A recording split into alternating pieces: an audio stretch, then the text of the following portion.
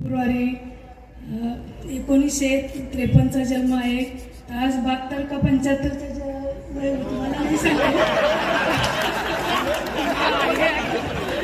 साहेब 72च म्हणतात, त्याच्यामुळं मी 72च म्हणू शकतो. काय 70 पासून 70 वर आलेत आता, त्याच्यामुळं मी 7 वर्षांनी साहेबांचे लहान आहे. साहेब प्रथम मला बघण्यासाठी आले होते, पण आम्हाला अशी परवानगी नव्हती. म्हणजे असं नवरदेवाचा मुलाचा चेहरा बघायचा, ते समोरच बसलेले होते. मी फक्त त्यांचे पाय पाहिलेले होते. माझा पूर्ण चेहरा पाहिला असेल, तर मी साहेबांचे फक्त पाय पाहिलेले आणि असंच या ठिकाणी मुलगा बसलेला एवढं सांगितलं. पण मी काय वर बघून बघितलं नाही साहेबांना, त्याच्यामुळं मी असं जमलं, योगायोग होता एवढा छानचा. कारण आमचे वडील पण राजकारणातलेच होते, ते पूर्ण महाराष्ट्रभर फिरायचे, पण दादांचं पण राजकारणच होतं. त्याच्यामुळे एकुलता एक मुलगा आहे, छान आहे.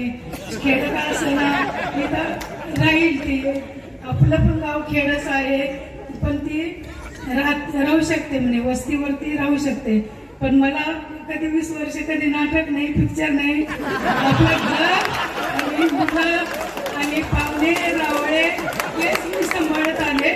त्याच्यामुळं मला त्याचं काहीच वाटलं नाही. म्हणजे आता सुद्धा मला आता कंटाळा येतो, कुठं गावाला जायचं म्हणलं तरी मला नको वाटतं, कुठं जायला पाहुण्यांच्या घरी नको वाटतं, मी घरीच थांबते. म्हणजे शक्यतो ते साहेबांना मी नाहीच म्हणते, कारण आता हे वयाचा भाग आहे, त्याच्यामुळं मी कुठेच जाऊ शकत नाही.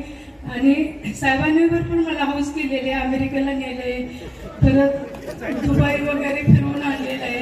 पण ते कधी 30 वर्षानंतर, 30-40च्या नंतर. आज आम्ही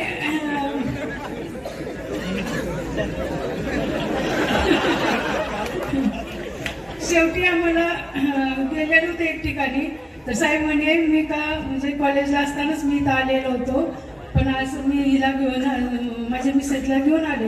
हिंदी सांगत होते त्या बोटीत बसल्यानंतर. त्या म्हणे या वयात आता वहिनींना तुम्ही घेऊन आले का, त्याच्या पाठीत बघित होते का. साहेबांना वेळच नव्हता, म्हणजे आमदारकी त्यांचं ते राजकारण, ते लोक घरी आले का वरती आले का अगदी चेहरा पडलेला असायचा. इतक्यात फोन आला का ते खाली लगेच येणार, तास 1-1.5-2 तास खाली बसतील. मी आता त्याचा कुठं कंटाळा गेला, आपल्या समोर असले का लगेचच झोप आली, मी आता थकलो, अशी भाषण असते. मी म्हणजे मनातून सगळे काय असेल ते बोलते, पण काही पाठांतर केलं नाही. पण मी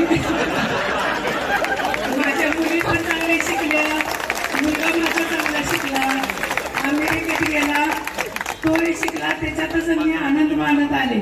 आणि मला सगळ्यांनी मान दिला, माझ्या नंदा, सासू सासरे, दादांनी जीव लावला, बाईंनी जीव लावला, दुर्गाताई मला काय साथ देत आल्या, सोबत राहिल्या.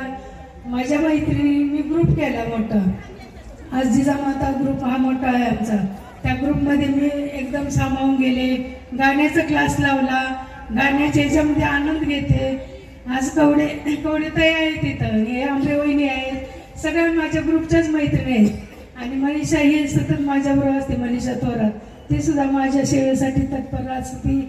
आवारी वहिनी आहे, सगळ्याच मैत्रिणी माझ्या खूप मैत्रिणींनी मला साथ दिलाय. त्याच्यामुळे मला काय साहेबांची आठवण येत नाही. एवढे बोलून माझे 2 शब्द संपवते. साहेबांना माझ्या वाढदिवसाच्या खूप शुभेच्छा. माझे 2 शब्द संपवून धन्यवाद.